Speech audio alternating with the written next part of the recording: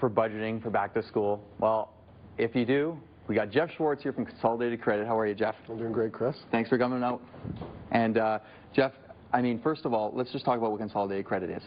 We're a registered nonprofit charitable organization that helps people when they're having stress around their personal financial situation. So it's a lot of education. Sometimes there's some intervention. You mentioned budgeting. We do a ton of that with our clients, but really want to focus on the counseling and the educational component. Okay. And how long have you been with the organization? We started the organization, I was one of the founders, in Canada in 2005. In 2005, so you've been around for 5 years. Yeah. And, you know, with it being back to school today, do you find that a lot of parents haven't been thinking ahead to the new school year and preparing for it? You know what, I think it's, yes. The answer to your question is definitely yes, but I think more than anything else, people don't plan in general around their personal finance. So this is just one of the things that tends to creep up on them, and they, uh-oh, what do I do now? Right.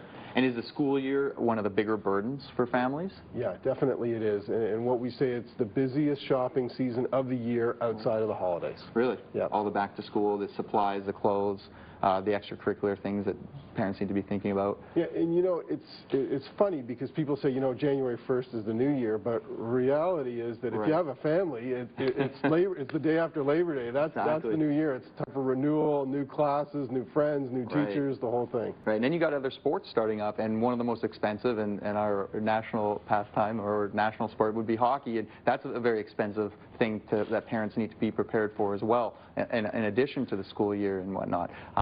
You know, what are some of the tips that you can give to parents that haven't maybe started thinking about how to budget? Well, you've used the word a couple of times, and that's prepare. Okay. And truthfully, one of the things that we talk about is when people don't plan, they're almost planning to fail. Right. And so one of the things we say to people is, first off, is create a budget for yourself, okay? And a budget really, I know it's almost like a four-letter word, I know it's not, but I mean it's almost like a four-letter word in some homes. Right. It's not so bad, and it's really just a snapshot of where you are right now, but it gives you an idea of where you're spending your money and where the money is coming from and how much you have to do the things that you need to do.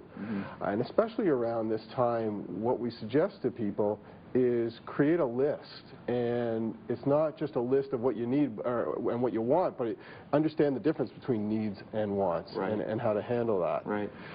Just a quick story, and it was a genius move on behalf of my daughter's my daughter's school at the end of last year. But as part of the report card envelope, there was a list that the new teacher put in her envelope to say, okay, this is what you need starting next year. So all of a sudden, well, this became a no-brainer for my wife and I. We don't have to have this massive list of things that my daughter wants. We can just go back to what the teacher said. This list is what you need, and then we shop based on that list. That's excellent. Yeah. Well, that's a great tip idea. Moving forward. And maybe parents can create their own list. So as the school year, you know, takes place, come June, they can start thinking about, or as the school year is going, they can be making lists of things that, you know, that wasn't necessarily needed. We didn't really need to go and splurge on that in August or at the beginning of September. And we can sort of cut that from the next year and just prepare for the next year. Be wiser. And you know what? It is a year-long process. I mean, you're talking about that, and it's not something that just happens in September or end of August. And you're right, we can't prepare for it.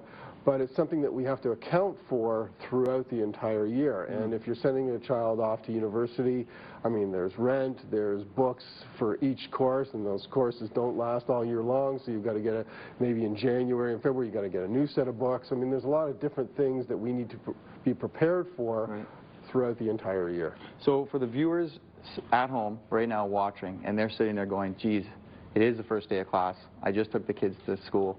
But I haven't really thought about anything. Like, I'm just kind of flying by the seat of my pants and maybe dipping into the line of credit or hopefully not. But what kind of things can people start to do just right from ground level and work towards being more prepared?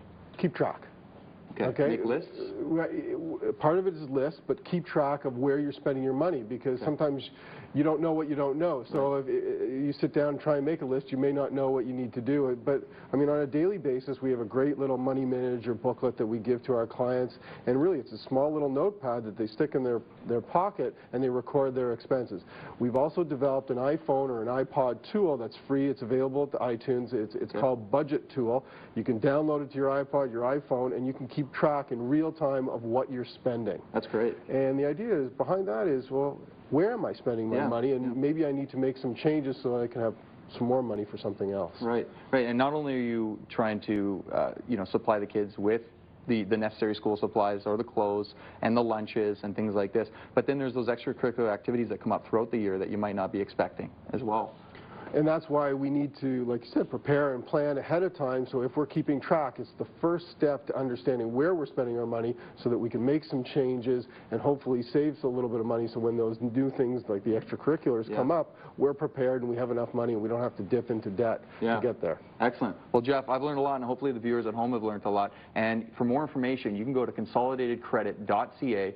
Here's some information on Consolidated Credit. Thanks very much, Jeff. You're welcome.